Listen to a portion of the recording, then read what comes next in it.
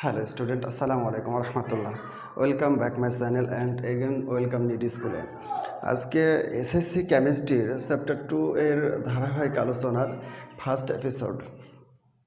এই এপিসোডে আমি যে বিষয়গুলো নিয়ে তোমাদের সাথে ডিসকাশন করব তা ইতিমধ্যে বোর্ডে আমি ডিসক্রিপশন করে রেখেছি। আলোচনার শুরুতে আমি তোমাদের একটি বিষয় মনে করে দিতে চাই যে কেমিস্ট্রিতে ভালো করতে হলে বা কেমিস্ট্রির দক্ষতা অর্জন করে কেমিস্ট্রিতে ভালো একটি রেজাল্ট তৈরি করতে হলে তোমাদের যে মূল টেক্সট বইটি আছে এটি খুব ভালোভাবে পড়তে হবে এবং কোনো টপিক্সকে ছোটো না করে প্রত্যেকটা টপিক্সের উপরে একটি লেভেল যদি মনোভাব তৈরি করে যদি পড়তে পারো তাহলে আশা করা যায় কেমিস্ট্রিতে ভালো করা যায়। কেমিস্ট্রির যে ফান্ডামেন্টাল কিছু বিষয় আছে বা বেসিক লেভেলের যে নলেজগুলো আছে সেই নলেজগুলোকে ক্রিয়েট করে যদি কন্টিনিউ যদি স্টাডি করো তাহলে আশা করা যায় কেমিস্ট্রি অনেক ভালো করা যায়। যেমন তোমাদের 4th চ্যাপ্টারে এই ধরনের একটি পিরিয়ডিক টেবিল আছে বা এই যে পর্যায় সারণীটা, একজন বিজ্ঞানের স্টুডেন্ট হিসাবে এই পর্যায় সারণীটা 100% মেমোরাইজড থাকা উচিত। যদিও তোমাদের এসএসসি লেভেলে সবটার প্রয়োজন হয় না, তারপরেও আমি ব্যক্তিগতভাবে মনে করি যে এটা হচ্ছে কেমিস্ট্রির প্রাণ।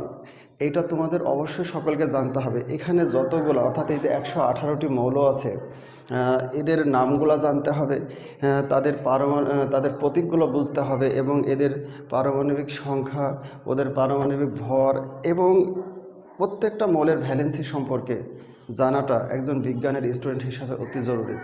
যদিও তোমাদের প্রথমের 60+ মৌল সম্পর্কে এই যে বিষয়গুলো আমি বললাম এগুলো জানলেই যথেষ্ট। তারপরেও চেষ্টা করো যে পুরো পর্যায় সারণীটা যাতে করে তোমাদের নখদর্পণে থাকে। তো এছাড়া আচ্ছা দেখো যে আসলে পর্যায় সারণীর যে আমি যে বিষয়গুলো বললাম এর মধ্যে যোজনীটা কত গুরুত্বপূর্ণ। তুমি যদি শুধুমাত্র যোজনীটাই যদি না জানো তাহলে তোমার যে কেমিক্যাল রিয়াকশনগুলো আছে এগুলো সঠিকভাবে তুমি সলিউশন করতে পারবে না বা একটা কেমিক্যাল রিয়াকশন তৈরি করতে পারবে না। অনেক সময় তোমার ভুল হয়ে যাবে। কেন? একটা এক্সাম্পল দিলে তুমি ভালো বুঝতে পারবে। যদি বলা হয় সোডিয়াম ক্লোরাইড এর ফর্মুলা NaCl, যদি জিজ্ঞেস করা হয় যে ম্যাগনেসিয়াম ক্লোরাইডের ফর্মুলা কী হবে, অনেক স্টুডেন্ট একেবারে ইজিলি না ভেবে ইজিলি অ্যান্সার করে সোডিয়াম ক্লোরাইড যদি NaCl হয় তাহলে অবশ্যই ম্যাগনেসিয়াম ক্লোরাইড MgCl। কেন? কারণ তাদের ভিতরে এই যে ভ্যালেন্সি সম্পর্কে যে অজানা বা না জানার যে একটা অদক্ষতা, এই অদক্ষতার কারণে সে এই ফর্মুলাটা বা এই সংকেতটি এভাবে লিখে থাকে। যদি তার যোজনী সম্পর্কে জানা থাকতো তাহলে সে কখনো এইভাবে সংকেতটি লিখতো না। যেমন সঠিক সংকেতটি কী হবে? Mg, অর্থাৎ ম্যাগনেসিয়ামের যোজনী 2, ক্লোরিনের যোজনী 1। তো এই যে এই দুইটা মৌলর মধ্যে যদি এদের যোজনীগুলোর যদি এক্সচেঞ্জ হয় বা এদের যোজনীগুলোর যদি বিনিময় ঘটে যৌগ গঠন করার সময় তাহলে প্রকৃত সংকেতটা দাঁড়াবে MgCl2। ওকে, MgCl2 এটা হচ্ছে সঠিক সংকেত। তাহলে এখানে লক্ষ্য করো এদের মধ্যে যোজনীর বিনিময় ঘটছে, ম্যাগনেসিয়ামের যোজনী ক্লোরিন পাচ্ছে এবং ক্লোরিনের যোজনী ম্যাগনেসিয়াম পেয়ে ফর্মুলাটি তৈরি হচ্ছে MgCl। তাহলে এই যে এই বিষয়গুলো আমি যেগুলো বললাম তো এইগুলো জানাটা জরুরি, প্রত্যেকটারই এইরকম একটা গুরুত্ব আছে। তো যোজনী না জানলে যেমন সঠিক সংকেত ভালোভাবে বোঝা যায় না বা পারা যায় না। তাহলে এই যে বেসিক লেভেলের এই নলেজগুলো অর্জন করে তুমি যদি কেমিস্ট্রিটাকে কন্টিনিউ যদি চর্চা করতে থাকো আশা করা যায় কেমিস্ট্রিতে অনেক ভালো করা যায়। এছাড়া কেমিস্ট্রিটাকে কখনো বোঝা করা যাবে না, কেমিস্ট্রিটাকে বুঝতে হবে। কারণ কেমিস্ট্রি তুমি যদি একবার বুঝতে পারো I believe that you must be good at chemistry. Okay, তো এই আলোচনার শুরু এইটা ছিল আমার প্রথম তোমাদের যে কেমিস্ট্রি ভালো করার বিষয় সম্পর্কে। তো তাছাড়া আমি আজকে যে বিষয়গুলো নিয়ে আলোচনা করব তা বোর্ডে ইতিমধ্যে ডিসক্রিপশন করে রেখেছি। প্রথমে আছে পদার্থ। পদার্থ কী বা পদার্থ কাকে বলে এটা আমাদের শিখতে হবে এবং পদার্থ যে 3টা অবস্থায় থাকতে পারে সেই বিষয়গুলো সম্পর্কে আমাদের বিস্তারিত বা ওদের বৈশিষ্ট্য সম্পর্কে আমাদের বুঝতে হবে। 3 কণার গতিতত্ত্ব, পদার্থ সৃষ্টিকারী কণাসমূহের মধ্যে যে গতি থাকে, 3 ধরনের গতি বিদ্যমান থাকে, সেই গতিগুলো সম্পর্কে জেনে বুঝে আমাদের ভালোভাবে জ্ঞান আত্মস্থ করতে হবে। আন্তঃআকর্ষণ শক্তি এবং আন্তঃনবিক দূরত্ব এই 2টা বিষয় সম্পর্কে ক্লিয়ার কনসেপ্ট থাকতে হবে। তো শুরুতেই পদার্থ কাকে বলে বা পদার্থ কি? কোনো বস্তু পদার্থ হইতে গেলে তার মধ্যে এছাড়া এই যে এই ইউনিভার্সে বা মহাবিশ্বে প্রত্যেকটা বিষয়কে, অর্থাৎ আমরা যে সকল বস্তু দেখি বা যেগুলো অনুভব করি, তার প্রত্যেকটি বিষয়কে কিন্তু দুইটা ভাগে ভাগ করা যায়। বিজ্ঞানীরা সেই বিষয়কে দুইটা ভাগে ভাগ করেছে। তার একটি পদার্থ এবং অন্যটি হচ্ছে বিকীর্ণ শক্তি বা রেডিয়েন্ট এনার্জি। এই যে পদার্থ, যেমন বই, খাতা, চেয়ার, কলম, হটএভার, এইগুলা আমরা সাধারণত চোখে দেখি, যার জন্য যেগুলো আমরা চোখে দেখি সেগুলোকে পদার্থ বলা যায়। এবং যেগুলো আমরা চোখে দেখি না, যেমন আলো, তাপ, শব্দ, তরঙ্গ, ইউভি রে, আল্ট্রাভায়োলেট রশ্মি বা অতিবেগুনি রশ্মি, হটএভার, এইগুলাকে আমরা কখনো চোখে দেখি না, এইগুলো আমাদের অস্তিত্ব অনুভব করতে হয়। তো এই যে এইগুলো যে অস্তিত্ব অনুভব করতে হয় সেগুলোকে বলা হয় রেডিয়েন্ট এনার্জি। যদিও তোমাদের ফিজিক্স বই এই বিষয়গুলো নিয়ে ডিটেলস আলোচনা করা আছে, আমি যখন ফিজিক্সের ভিডিওগুলি আপলোড করব তখন এই বিষয় সম্পর্কে বিস্তারিত আলোচনা করব ইনশাল্লাহ। তো এই ভিডিওটিতে শুধুমাত্র আমি পদার্থর বিষয় নিয়ে আলোচনা সীমাবদ্ধ রাখতে চাই। তো পদার্থ হইতে গেলে কোনো বস্তুর ভিতরে এই তিনটা শর্ত থাকতে হবে। যদি এই তিনটা শর্ত যদি সে পূরণ করতে পারে তাহলে তাকে পদার্থ বলা যায়। ওকে, 1 নম্বর শর্তে আছে ভর থাকতে হবে, অর্থাৎ যার ভর আছে। এবং দ্বিতীয় শর্তটি হচ্ছে যা তার স্থান দখল করে অবস্থান করে, অর্থাৎ তাকে একটা নির্দিষ্ট জায়গা দখল করে ওই জায়গাটায় অবস্থান করে থাকতে হবে। 3 নম্বর বৈশিষ্ট্য যা তার স্থিতিশীল বা গতিশীল অবস্থা পরিবর্তনে বাধা সৃষ্টি করতে পারে। 3টা বৈশিষ্ট্য, এই 3টা বৈশিষ্ট্য কোনো বস্তুর ভিতরে যদি থাকে তাহলে সেটাকে অবশ্যই আমরা পদার্থ বলতে পারি। ধরে নাও তোমাদের এই কেমিস্ট্রির এই বইটা হচ্ছে একটি পদার্থ। কেন? কারণ এই কেমিস্ট্রির বইটার একটি ভর আছে, এর একটি নির্দিষ্ট ভর আছে। ওকে, এবং এই বইটি যদি কোথাও রাখা হয় তাহলে সে একটি নির্দিষ্ট জায়গা দখল করে অবস্থান করে থাকে। এবং এই বইটিকে যদি গতিশীল করতে চাওয়া হয় বা এই বইটি যদি কখনো গতিশীল থাকে, এই গতিটাকে যদি বাধা দেওয়া হয় তাহলে এর ভেতরে এক ধরনের বাধাদানকারী বলের সৃষ্টি হয়। অর্থাৎ এই রসায়ন বইটা বা তোমাদের যে এই কেমিস্ট্রি বইটা একটি পদার্থ। তাহলে ওভারঅল আমরা বুঝতে পারলাম যে যার ভর আছে, স্থান দখল করে অবস্থান করতে পারে এবং যা স্থিতিশীল বা তার গতিশীল অবস্থা পরিবর্তনে বাধা সৃষ্টি করতে পারে তাকে পদার্থ বলে। ওকে, এই পদার্থের একেবারে ছোট একটা ডেফিনেশন আছে। যার জড়তা আছে তাকে পদার্থ বলে, যার জড়তা আছে তাকে পদার্থ বলে। এই জড়তা বা এই এনার্টিয়া, এই ওয়ার্ডটাকে যদি একটু অ্যানালাইসিস করি, এই ওয়ার্ডটাকে যদি একটু অ্যানালাইসিস করা যায় বা বিশ্লেষণ করা যায় তাহলে দেখা যায় যে জড়তাটা আসলে কি। জড়তা হচ্ছে বস্তু তার অবস্থা ধরে রাখতে চাওয়ার যে ধর্ম বা প্রবণতা, তাই জড়তা। অর্থাৎ স্থির বস্তু স্থির থাকতে চাইবে এবং গতিশীল বস্তু গতিশীল থাকতে চাইবে বা গতিশীল থাকতে চাওয়ার একটি প্রবণতা তার মধ্যে থাকে। এই যে প্রবণতা, এটাই হচ্ছে জড়তা। অর্থাৎ সর্বোপরি বলা যায় যে বস্তু তার নিজের অবস্থা ধরে রাখতে চাওয়ার যে ধর্ম বা প্রবণতা, তাই জড়তা। যেমন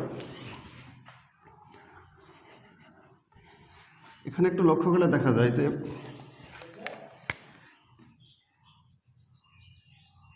এটা তোমাদের ধরো কেমিস্ট্রি বই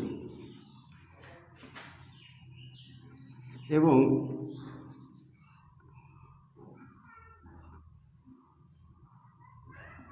এটি একটি গতিশীল গাড়ি, এটি একটি গতিশীল গাড়ি। এই যে গতিশীল গাড়িটা, ও চাইবে সবসময় গতিশীল অবস্থা থাকা, অর্থাৎ নিজের গতিটাকে ধরে রাখতে চাইবে। এবং এই যে তোমাদের যে কেমিস্ট্রি বই, এটা একটা বই যদি বিবেচনা করা যায়, এই বইটি সবসময় স্থিরে থাকতে চাবে। তো এই যে এর বস্তুটা, অর্থাৎ স্থির বস্তুর স্থির থাকতে চাওয়া এবং গতিশীল বস্তু তার গতিকে সবসময় ধরে রাখতে চাওয়ার যে একটা প্রবণতা, তাই জড়তা। অর্থাৎ এই যে দুইটা বিষয় বা এই যে জড়তাটা, এই জড়তাটা সাধারণত পদার্থের মধ্যে থাকে। এই জন্য বলা যায় যে যার জড়তা আছে তাকে পদার্থ বলে। Okay, so we then realised a matter is a physical entity has mass and occupies space. এই পদার্থের বিষয়। এবার আমরা আলোচনা করব যে পদার্থের অবস্থা, পদার্থ কয়টা অবস্থায় থাকতে পারে? তাপ ও চাপের উপরে নির্ভর করে পদার্থ 3 অবস্থায় থাকতে পারে। তাপ এবং চাপের উপরে নির্ভর করে পদার্থ 3টা অবস্থায় থাকতে পারে। তাপ এবং চাপ অর্থাৎ এসটিপি, এই যে তাপ এবং চাপের উপরে পদার্থ নির্ভর করে যে 3টা অবস্থায় থাকে, একটি কঠিন অবস্থা,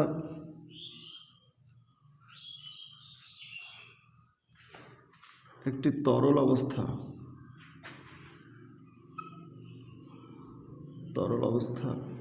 এবং অন্যটি গ্যাসীয় অবস্থা।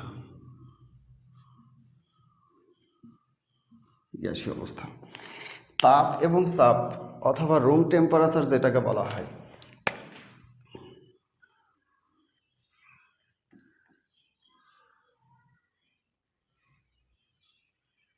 রুম টেম্পারেচার, এই রুম টেম্পারেচারও কাকে বলে বা কক্ষ তাপমাত্রা কাকে বলা হয়? 25 ডিগ্রি সেলসিয়াস তাপমাত্রাকে রুম টেম্পারেচার বা কক্ষ তাপমাত্রা বলা হয়। অর্থাৎ এই 25 ডিগ্রি সেলসিয়াস তাপমাত্রায় পদার্থ 3 অবস্থায় থাকতে পারে। কিছু কিছু পদার্থ আছে কঠিন অবস্থায় থাকে, কিছু কিছু পদার্থ আছে তরল অবস্থায় থাকতে পারে, আবার কিছু কিছু পদার্থ আছে যারা গ্যাসীয় অবস্থায় থাকতে পারে।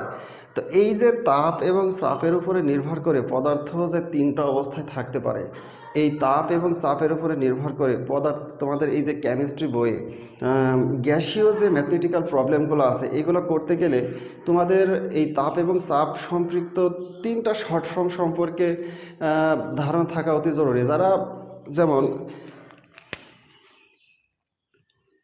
এসটিপি, এসএটিপি অ্যান্ড এনএনটিপি, এই যে এই 3টা শর্ট ফর্ম যারা জানো তাদেরকে থ্যাঙ্কস, এবং যারা জানো না তারা এই 3টা বিষয় সম্পর্কে একটু ভালোভাবে বোঝার চেষ্টা করো। কারণ আমি বললাম যে তোমাদের গ্যাসীয় যে ম্যাথমেটিক্যাল প্রবলেমগুলো আছে এইগুলো যদি তুমি ক্লিয়ারভাবে বুঝতে চাও তাহলে এই 3টা শর্ট ফর্ম সম্পর্কে তোমার জানাটা খুবই জরুরি। এসটিপি এটা কি? এটার অর্থ স্ট্যান্ডার্ড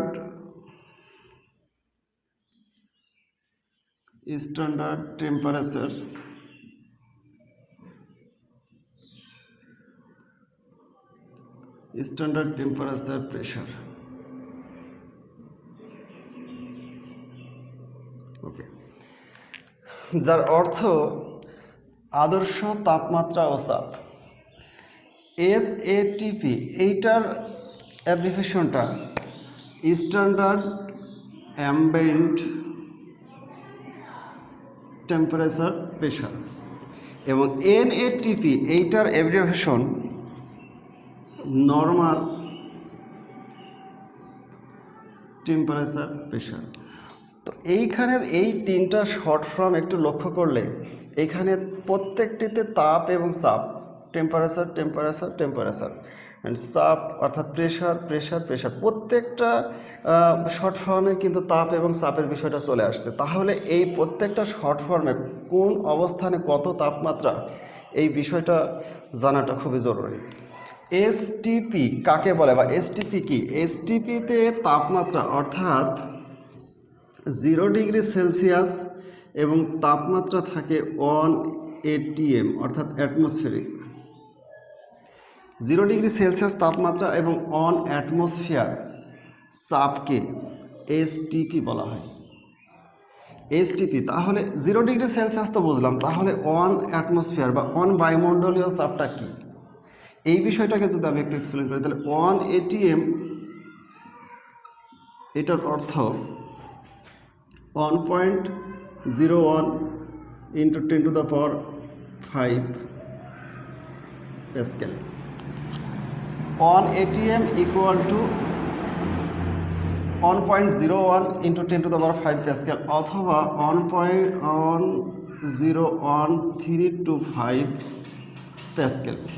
ওকে, তো এই যে এই স্ট্যান্ডার্ড এসটিপিতে তাপমাত্রা 0 ডিগ্রি সেলসিয়াস এবং 1 অ্যাটমসফিয়ার, 1 অ্যাটমসফিয়ার বলতে 10135 প্যাসকেলকে। প্যাসকেল বলতে এখানে প্যাসকেল হচ্ছে চাপের একক। আমরা জানি যে 1 pascal equal to 1 newton per metre square, অর্থাৎ প্রতি ক্ষেত্রফলে 1 নিউটন বল প্রয়োগ করা। এক্ষেত্রে এসটিপিতে তাপমাত্রা 0 ডিগ্রি এবং চাপ 1 অ্যাটমসফিয়ার। এসএটিপি এইটাতে তাপমাত্রা কত? এই এসএটিপিতে তাপমাত্রা 25 ডিগ্রি সেলসিয়াস এবং চাপ 1 এটিএম। 1 এটিএম সম্পর্কে তো ব্যাখ্যা দেওয়া হলো। এখান থেকে নর্মাল টেম্পারেচার, এখানে নর্মাল টেম্পারেচারের তাপমাত্রা 20 ডিগ্রি সেলসিয়াস এবং চাপ 1 এটিএম বা অ্যাটমসফিয়ার। ওকে, এবং এই তিনটা বিষয় সম্পর্কে পদার্থের, তোমাদের যে গ্যাসীয় পদার্থের যে মোলার আয়তনগুলো আছে সেই মোলার আয়তন বুঝতে হবে। এসএটিপিতে পদার্থের মোলার আয়তন 22.4 লিটার, এসএটিপিতে মোলার আয়তন 24.8 লিটার এবং এনটিপিতে মোলার আয়তন অর্থাৎ 1 মোল পরিমাণ পদার্থের আয়তন 24.8 লিটার। এই যে তিনটা বিষয় অর্থাৎ এসটিপিতে তাপমাত্রা 0 ডিগ্রি সেলসিয়াস এবং চাপ 1 অ্যাটমসফিয়ার এবং মোলার আয়তন 22.4 লিটার, এসএটিপিতে তাপমাত্রা 25 ডিগ্রি সেলসিয়াস, চাপ 1 অ্যাটমসফিয়ার এবং মোলার আয়তন 24.8 লিটার, এনটিপি এর তাপমাত্রা 20 ডিগ্রি সেলসিয়াস অ্যান্ড চাপ 1 অ্যাটমসফিয়ার এবং মোলার আয়তন 24.8 লিটার। তো এই যে এই তাপমাত্রা এবং চাপের উপরে পদার্থ যে তিনটা অবস্থায় থাকে, যার জন্য এই যে গ্যাসীয় যে গাণিতিক প্রবলেমগুলো করতে গেলে তোমাদের এই তিনটা ইনফরমেশন কিন্তু সবার মধ্যে থাকাটা জরুরি। এই জন্য এগুলো অবশ্যই তোমাদের যদিও বইয়ে আলোচনা নাই, তারপরে আমি একটু আলোচনা করে নিলাম, তোমরা অবশ্যই এগুলা খুব ভালোভাবে সংগ্রহ করে রাখবে। ওকে, তাহলে কক্ষ তাপমাত্রায় পদার্থ 3 অবস্থায় থাকতে পারে: কঠিন, তরল এবং গ্যাসীয় অবস্থা।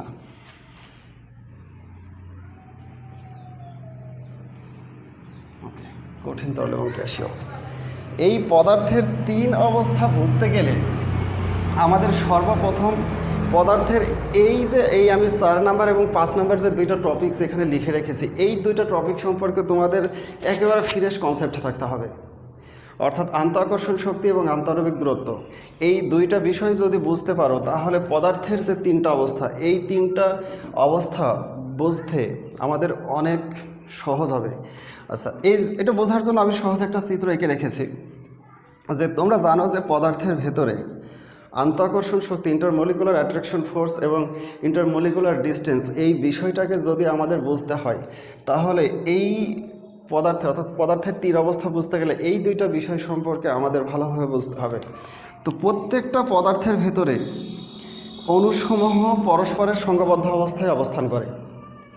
বিজ্ঞানীদের ধারণা যে অণুসমূহের মধ্যে এক ধরনের বিশেষ আকর্ষণ শক্তি বিদ্যমান, যার কারণে অণুসমূহ পরস্পরকে নিজের দিকে নিবিড়ভাবে আকর্ষণ করে সংঘবদ্ধ অবস্থা বা অর্গানাইজড হিসাবে থাকতে চায়। আমি আবার বলি যে পদার্থসমূহের মধ্যে অর্থাৎ পদার্থ সৃষ্টিকারী যে কণা, এই কণাগুলোকেই অণু বলা হয়। এই অণুসমূহের মধ্যে এক ধরনের বিশেষ আকর্ষণ শক্তি বিদ্যমান, যার কারণে অণুসমূহ পরস্পরের সাথে নিবিড়ভাবে অর্গানাইজড করে অর্থাৎ নিবিড়ভাবে সংঘবদ্ধ অবস্থায় অবস্থান করে। এবং এই অণুসমূহের মধ্যে শূন্য স্থান থাকার কারণে, এই যে অণুসমূহের মধ্যে শূন্য স্থান, এই যে শূন্য যে জায়গাগুলো, এই শূন্য স্থানের কারণে, এই শূন্য স্থান প্রত্যেকটা অণুর সাথে প্রত্যেকটা অণু যদি কম্প্যাক্টভাবেও থাকে, কারণ কঠিন পদার্থে অণুগুলো খুব কম্প্যাক্টভাবে থাকে, যদি তার মধ্যেও এই অণুসমূহের মধ্যে বিশেষ একটা শূন্য স্থান থাকে, যেটাকে বলা হয়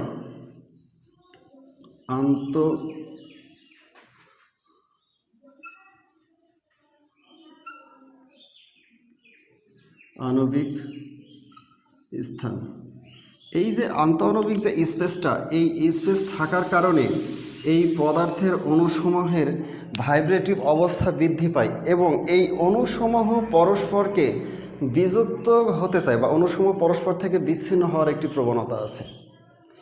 তাহলে বোঝা যাচ্ছে যে পদার্থের ভিতর এক ধরনের বিশেষ আকর্ষণ শক্তি বিদ্যমান, যার কারণে অণুসমূহ পরস্পরের কাছে থাকতে চায় বা থাকতে চাওয়ার একটি প্রবণতা আছে। এবং অণুসমূহের মধ্যে শূন্যস্থান থাকার কারণে এই বা আন্তঃআণবিক স্থান থাকার কারণে অণুসমূহ সর্বদা ভাইব্রেটিভ। এই ভাইব্রেটিভ অবস্থা থাকার কারণে অণুগুলো পরস্পর থেকে বিযুক্ত হওয়ার একটি প্রবণতা তাদের মধ্যে থাকে।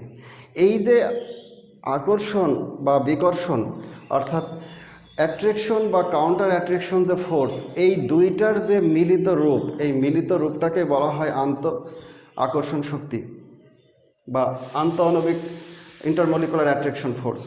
তো এই বিষয়টাকে আমি যদি চিত্রটা, এই যে এদের মধ্যে যে আকর্ষণ বা বিকর্ষণ বল, আমরা হয়তো অনেকে সহজে জানি যে পদার্থের ভিতরে অণুসমূহের মধ্যে যে আকর্ষণ শক্তি তাকে আকর্ষণ শক্তি বলা হয়, কিন্তু আসলে এখানে শক্তির রূপ কিন্তু একটা না, দুইটার মিলিত রূপকে বোঝানো হয়। আমি এই দুইটা অণুকে যদি একটু এক্সপ্লেন করে বোঝানোর চেষ্টা করি তাহলে বিষয়টা আরও ক্লিয়ার বোঝা যাবে। যে পদার্থের অণুর ভেতরের যে নিউক্লিয়াস, দুইটা অণু একে আমি বিবেচনা করলাম যে এই ক্ষেত্রে একটি অণুর ইলেকট্রন অন্য অণুর নিউক্লিয়াসকে আকর্ষণ করে, কারণ এরা বিপরীত জাতীয় আধান। একটি অণুর ইলেকট্রন অন্য একটি অণুর নিউক্লিয়াসকে আকর্ষণ করে অর্থাৎ এই নিউক্লিয়াসটি এই ইলেকট্রনকে আকর্ষণ করবে। তাহলে এখানে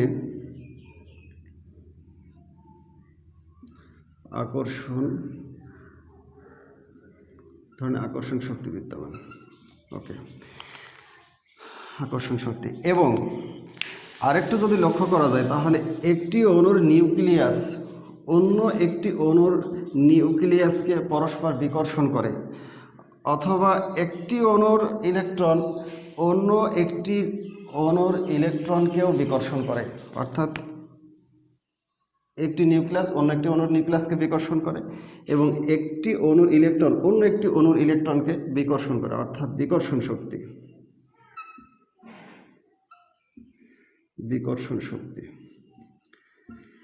এই যে এখান থেকে অ্যাট্রাকশন এবং কাউন্টার অ্যাট্রাকশন যে ফোর্স, এই দুইটা ফোর্সের যে মিলিত রূপ, এই রূপটাকেই বলা হয় রেজাল্টেন্ট ফোর্স বা ইন্টারমলিকুলার অ্যাট্রাকশন ফোর্স অথবা আন্তঃআকর্ষণ শক্তি। এবং আন্তঃআণবিক দূরত্ব, প্রত্যেকটা অণুর সাথে প্রত্যেকটা অণুর ভেতরে একটা ডিস্টেন্স আছে, অর্থাৎ এইটা যদি বিবেচনা করি তাহলে এটা একটি অণু হলে এটা একটি অণু, এই অণুর মধ্যে একটা অণুর থেকে আর একটা অণুর মধ্যে একটা বিশেষ একটা ডিস্টেন্স অবস্থান করছে। এই দূরত্বটাকেই বলা হয় আন্তঃআণবিক দূরত্ব। অর্থাৎ পদার্থ সৃষ্টিকারী অণুসমূহের মধ্যে যে দূরত্ব বিদ্যমান থাকে তাকে আন্তঃআণবিক দূরত্ব বলে। এবং পদার্থ সৃষ্টিকারী অণুসমূহের মধ্যে যে আকর্ষণ শক্তি বিদ্যমান থাকে তাকে আকর্ষণ শক্তি বলা হয়। আশা করি এই দুইটা বিষয় সম্পর্কে তোমাদের ক্লিয়ার একটি কনসেপ্ট এসেছে। তারপর আমি আরেকটু বিষয় নিয়ে বিশদভাবে আলোচনা করি যে পদার্থের ভেতরে কঠিন পদার্থ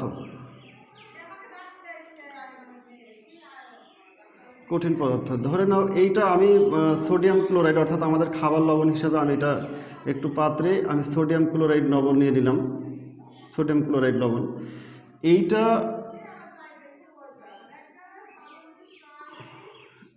এই পাত্রে পানি নিলাম যা তরল পদার্থ H2O, এবং এই পাত্রে অক্সিজেন গ্যাস অর্থাৎ গ্যাসীয় পদার্থ নিলাম। তো এই যে তিনটা গ্যাসীয় অবস্থা, এই তিনটা গ্যাসীয় অবস্থাকে যদি আমি একটু জুম করে দেখি তাহলে বিষয়টা দাঁড়াবে, সোডিয়াম ক্লোরাইডের অণুগুলো যদি একটু জুম করে দেখি তাহলে অণুসমূহ পরস্পর থেকে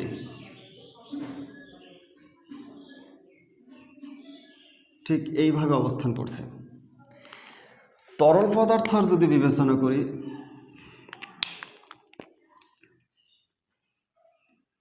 তাহলে অণুসমূহ কঠিন পদার্থের অণুসমূহ থেকে একটু দূরত্বে অবস্থান করে, এবং গ্যাসীয় পদার্থ থেকে যদি অণুসমূহ একটু বিবেচনা করি তাহলে তরল পদার্থ থেকে অণুসমূহ অনেক দূরে অবস্থান করে। তো এই যে অবস্থা, পদার্থের তিনটা অবস্থা এখানে আমি লিখলাম। এখানে লক্ষ্য করা যাচ্ছে যে কঠিন পদার্থের অণুসমূহ পরস্পরের সাথে একেবারে ঘনিষ্ঠভাবে অবস্থান করছে, যার কারণে কঠিন পদার্থের আন্ত আকর্ষণ শক্তি বেশি এবং আন্তঃআণবিক দূরত্ব কম।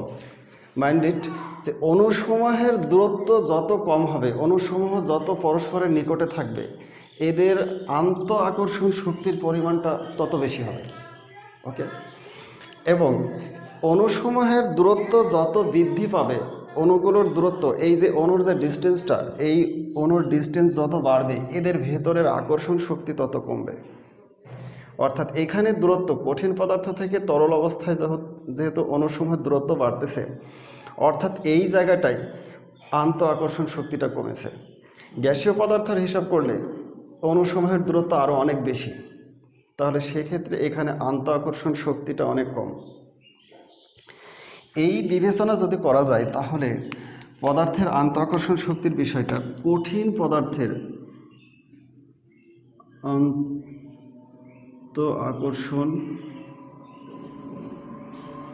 আন্ত আকর্ষণ শক্তি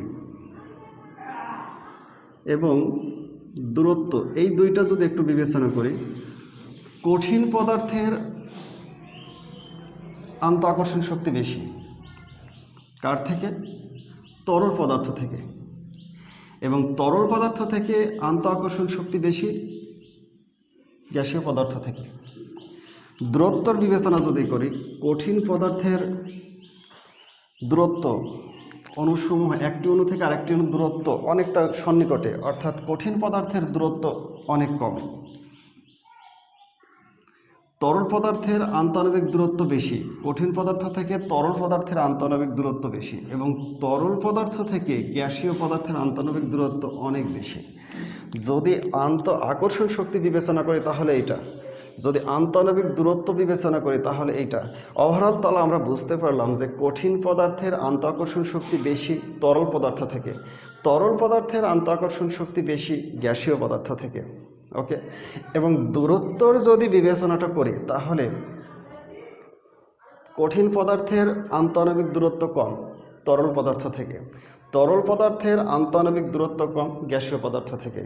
ওকে, তাহলে এই অবস্থা যদি আমরা এই দুইটা বিষয় সম্পর্কে যদি আমাদের ক্লিয়ার কনসেপ্ট যদি ভিতরে চলে আসে, তাহলে পদার্থের এই তিনটা অবস্থা বুঝতে আমাদের অনেকটা সহজ হবে। ওকে,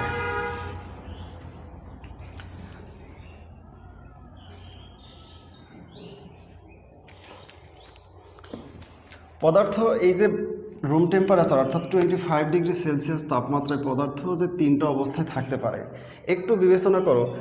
যদি তোমার বাড়িতে খাবার লবণ, সোডিয়াম ক্লোরাইড, গ্লুকোজ,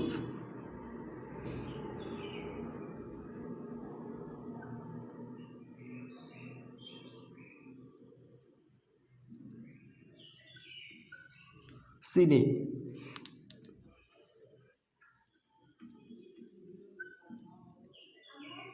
সাবান, এইগুলো সব কঠিন পদার্থ।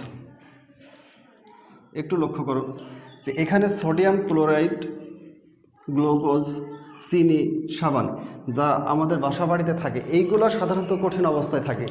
ঠিক ওই বাসা বাড়ির টেম্পারেচার তো একই রকম, অর্থাৎ 25 ডিগ্রি সেলসিয়াস আদর্শ হিসাবে ধরে নেওয়া হয়।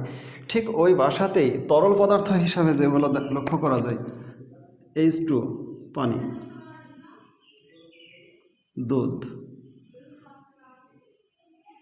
মধু, হোয়াটএভার, এইগুলো তরল পদার্থ।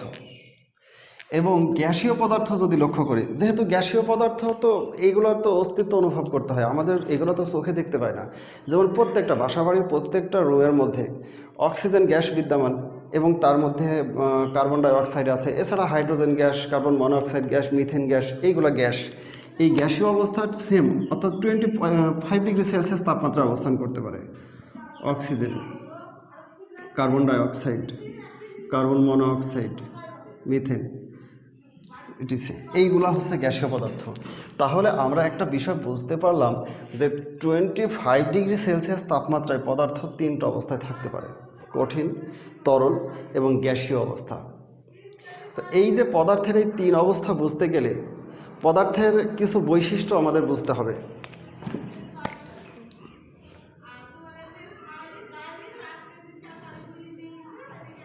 বৈশিষ্ট্য, ভর, আয়তন, আকার আকৃতি, আকার আকৃতি, আকার ও আকৃতি। স্যার সংকোচনশীলতা, সংকোচনশীলতা 5, ঘনত্ব 6,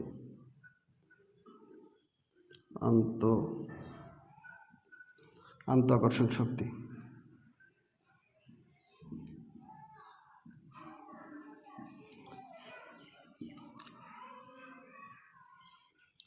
আন্ত আণবিক দূরত্ব।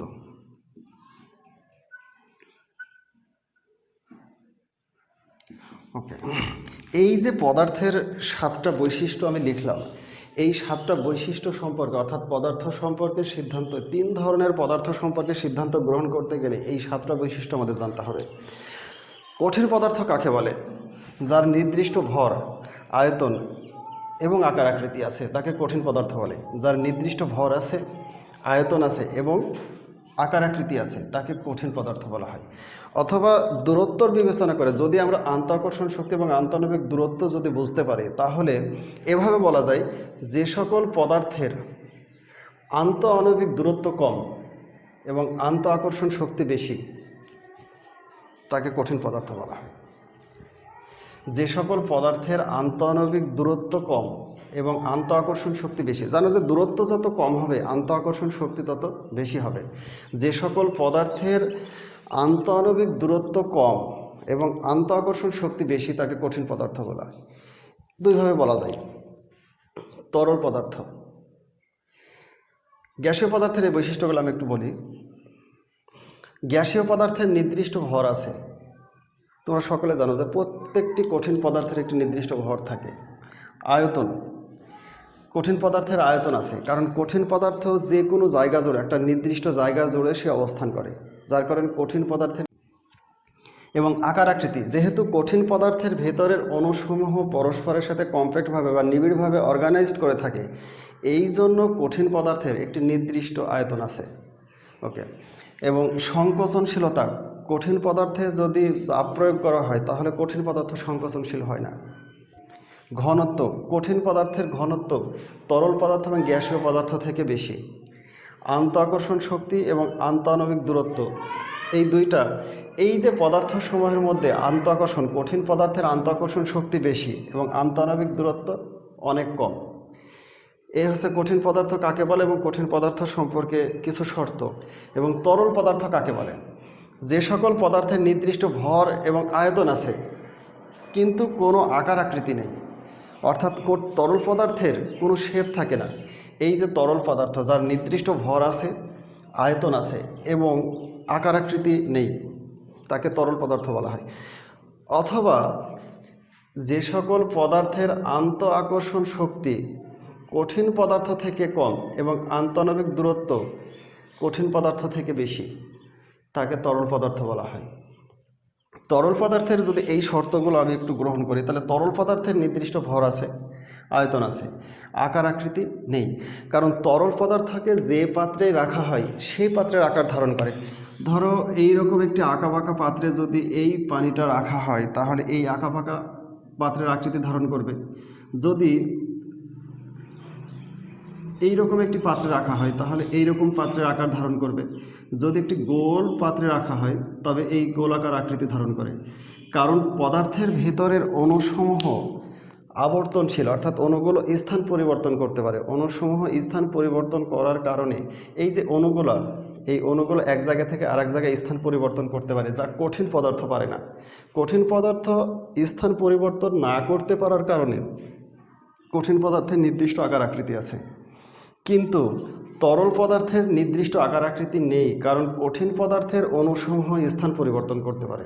ওকে, সংকোচনশীলতা, তরল পদার্থ খুব স্বল্প মাত্রায় সংকোচন হতে পারে। ঘনত্ব, কঠিন পদার্থ থেকে তরল পদার্থের ঘনত্ব কম। কেন কম একটু যদি উদাহরণ দিই, যেমন কঠিন আয়রনের ঘনত্ব 7860 কেজি পার মিটার কিউব। ওকে, এটা ঘনত্বের একক। আচ্ছা, লিকুইড আয়রনের ঘনত্ব 6980 কেজি পার মিটার কিউব। তাহলে এই বিষয়টা যদি একটু বিবেচনা করা যায় যে কঠিন পদার্থ থেকে তরল পদার্থের, এটা কঠিন আয়রনের ঘনত্ব এবং এটা হচ্ছে তরল আয়রনের ঘনত্ব, তাহলে কঠিন পদার্থের ঘনত্ব তরল পদার্থের ঘনত্ব থেকে বেশি। তাহলে তরল পদার্থের যে ঘনত্ব কঠিন পদার্থ থেকে কম। আন্তঃআকর্ষণ শক্তি এবং আন্তঃআণবিক দূরত্ব, কঠিন পদার্থের তরল পদার্থের আন্তঃআকর্ষণ শক্তি কঠিন পদার্থ থেকে কম এবং আন্তঃআণবিক দূরত্ব কঠিন পদার্থ থেকে বেশি।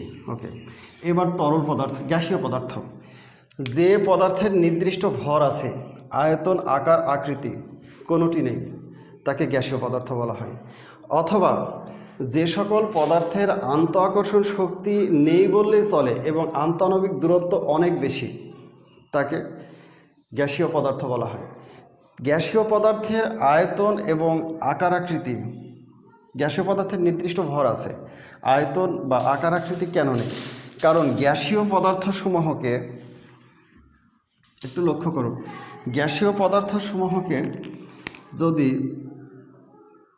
এইরকম একটা ছোট পাত্রে রাখা হয়, এই গ্যাসের পরিমাণটাকে তুমি যদি ছোট পাত্রে রাখো, তাহলে ছোট পাত্রের যতটুকু জায়গা আছে সমস্ত জায়গা দখল করবে। এইটাকে তুমি যদি বড় কোনো পাত্রে রাখো, তাহলে বড় পাত্রের সমস্ত জায়গাটুকু দখল করবে। যদি তার থেকে যদি বড় কোনো পাত্রে রাখো, তবুও সেই বড় পাত্রের সমস্তটুকু জায়গাটুকু সে দখল করে। যেহেতু এই যে গ্যাসীয় পদার্থ ছোট বড় পাত্র নির্বিশেষে সমস্ত জায়গাটুকু সে দখল করে, অর্থাৎ এইটার নির্দিষ্ট কোনো আয়তন নেই।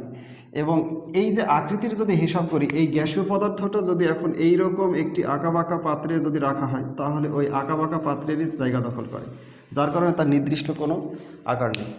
এই পদার্থ সম্পর্কে বা পদার্থ, এই যে তিন ধরনের অবস্থা এবং তাদের বৈশিষ্ট্য সম্পর্কে আশা করি অনেকটা বুঝতে পেরেছ।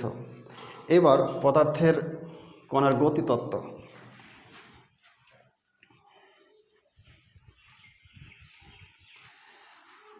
পদার্থের কণার গতিতত্ত্ব বুঝতে গেলে কণার ভেতরের অবস্থার তিন ধরনের গতি আছে, এইটা আমাদের বুঝতে হবে।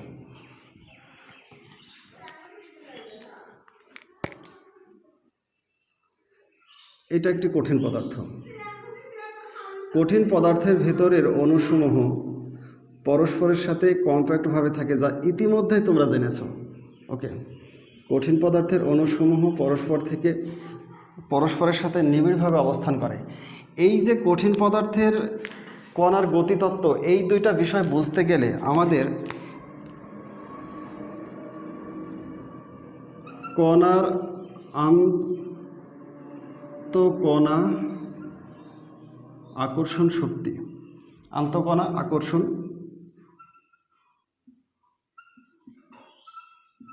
শক্তি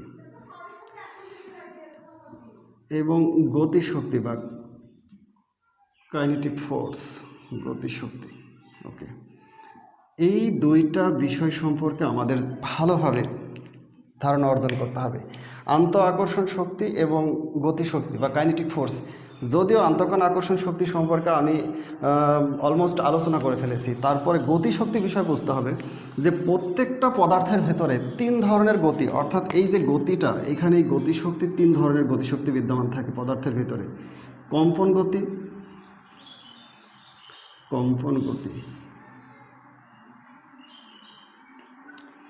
দুই আবর্তন গতি,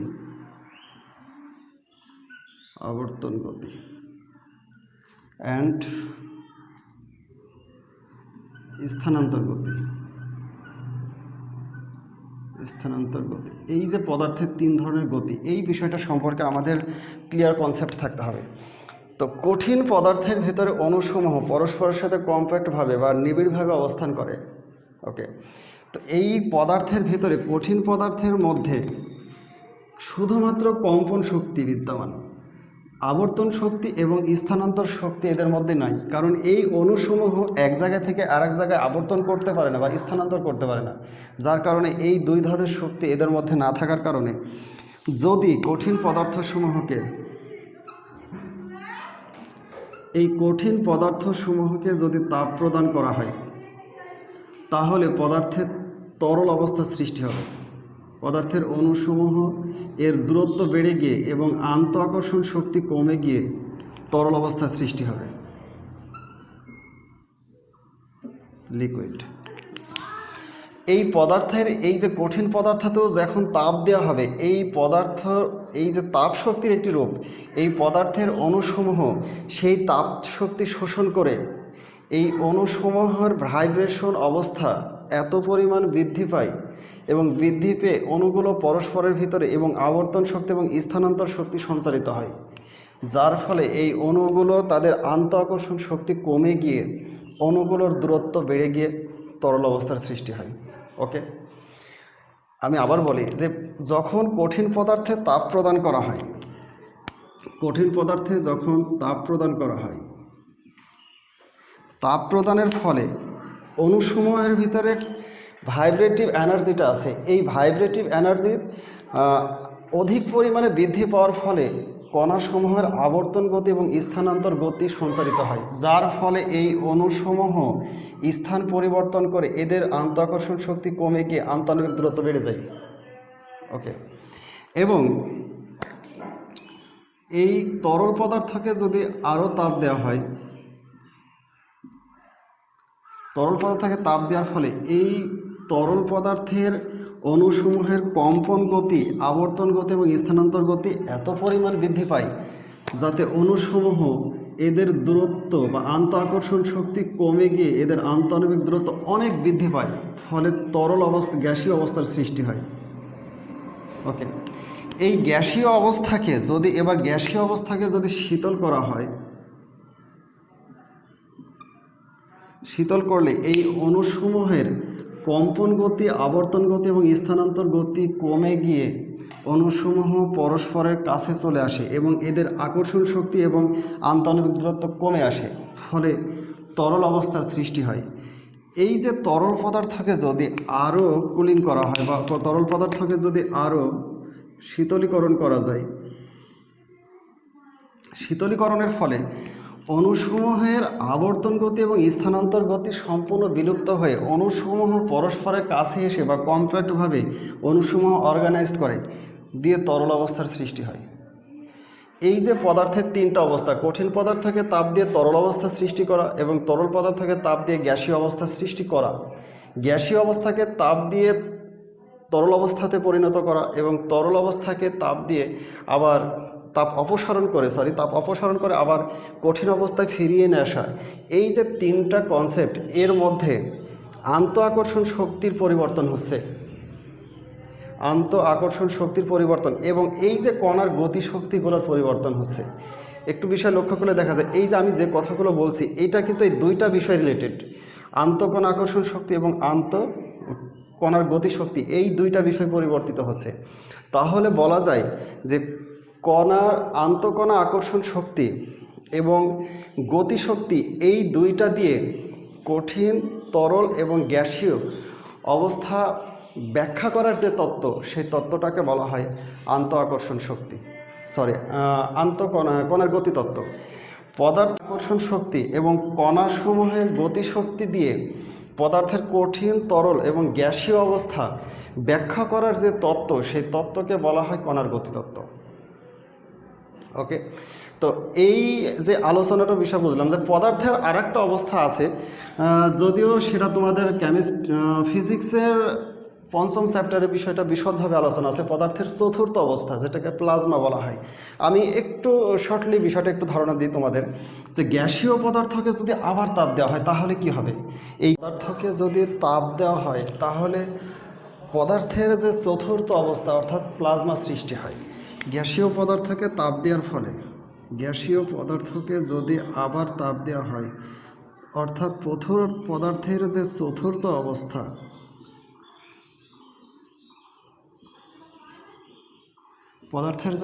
অবস্থা, অর্থাৎ প্লাজমার সৃষ্টি হয়। প্লাজমা এই অবস্থাটা কি? গ্যাসীয় পদার্থের ভেতরে গ্যাসীয় পদার্থ, কঠিন, তরল এবং গ্যাসীয় পদার্থের ভেতরের প্রত্যেকটা পরমাণুর ভেতরে একটা নিউট্রালাইজেশন অবস্থা থাকে, অর্থাৎ তাদের ইলেকট্রন এবং প্রোটন সমান সমান থাকে। কিন্তু গ্যাসীয় পদার্থ অর্থাৎ প্লাস ঠিক এরকম অবস্থা, যতটি প্রোটন ততটি ইলেকট্রন অর্থাৎ নিউট্রালাইজেশন, এদের ইলেকট্রন এবং প্রোটন সমসংখ্যক হওয়ার কারণে সেই গ্যাসীয় পদার্থ নিউট্রালাইজেশন অবস্থায় থাকে। কিন্তু যখন সেই গ্যাসীয় পদার্থকে তাপ দেওয়া হয় তখন তাদের এই নিউট্রালাইজেশন অবস্থাটা নষ্ট হয়ে যায়। অতিরিক্ত তাপের কারণে পদার্থের ভেতরের ইলেকট্রন সমূহ শক্তি শোষণ করে মুক্ত হয়ে যায়, গিয়ে তখন সেই পদার্থ নিউট্রালাইজেশন অবস্থা হয়, অর্থাৎ প্লাজমা অবস্থা। প্লাজমা এই পদার্থ ইলেকট্রন মুক্ত হয়, তখন এই নিউট্রালাইজেশন অবস্থা না থেকে এই ইলেকট্রনটি মুক্ত হয়ে, অর্থাৎ এক্ষেত্রে এইরকম যদি এটা একটা গ্যাসীয় পরমাণু ধরা হয় তাহলে এই পরমাণুটি ইলেকট্রন ত্যাগ করে এই যে এইরকম আয়োনাইজেশন হয়ে যায়, অর্থাৎ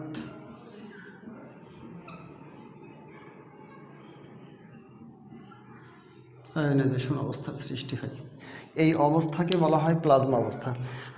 ইতিমধ্যে আমাদের ব্যাপকভাবে প্লাজমার অবস্থা বৃদ্ধি পাচ্ছে, যেমন বাসাবাড়িতে যে আমরা টিউব লাইটগুলো ব্যবহার করি তখন প্লাজমা অবস্থার সৃষ্টি হয়, বা বিদ্যুৎ চমকানোর সময় যে আলোর যে ঝলক দেখা যায় তখন সেটা প্লাজমা অবস্থা। নক্ষত্রের মধ্যে আমরা যে সকল পদার্থ দেখি বা সেগুলো হচ্ছে প্লাজমা অবস্থা। তো এই যে সূর্য একটি প্লাজমা অবস্থার উদাহরণ। তো এই ছিল পদার্থের প্লাজমার অবস্থা। তো সৌদি আর আমার এই ভিডিওটি দেখে যদি তোমাদের সামান্যতম যদি উপকারে আসে, অবশ্যই আমার এই ভিডিওটি তোমাদের ফ্রেন্ডদেরকে শেয়ার করে দাও, যাতে করে তারাও তোমার মতো উপকৃত হয়। এবং আমার এই আলোচনার মধ্যে তোরা সকলে জানো যে টু ম্যানেজ এরর, অর্থাৎ মানুষ মাত্রে ভুল। আমার অনিচ্ছা সত্ত্বেও কিছু ভুল হতে পারে, যদি কিছু ভুল হয়েও থাকে ক্ষমা সুন্দর দৃষ্টিতে দেখো। এবং আমার এই চ্যানেলটি অবশ্যই যারা সাবস্ক্রাইব করেছো তাদেরকে অসংখ্য ধন্যবাদ। যারা সাবস্ক্রাইব করোনি তারা অবশ্যই সাবস্ক্রাইব করে পাশে থাকা বেল বাটনটি চেপে দাও, যাতে করে আমি নতুন ভিডিও আপলোড করার সঙ্গে সঙ্গে নোটিফিকেশন পেয়ে যাও সবার আগে। তো এই যে আমি যে আলোচনা করলাম এই আলোচনাগুলো ভালোভাবে দেখতে থাকো, স্টাডি করতে থাকো। ভালো থেকো সবাই, ভালোর পক্ষে থাকো। দেখা হবে পরবর্তী ক্লাসে। সকলকে শুভকামনা। আসসালামু আলাইকুম রহমতুল্লাহ।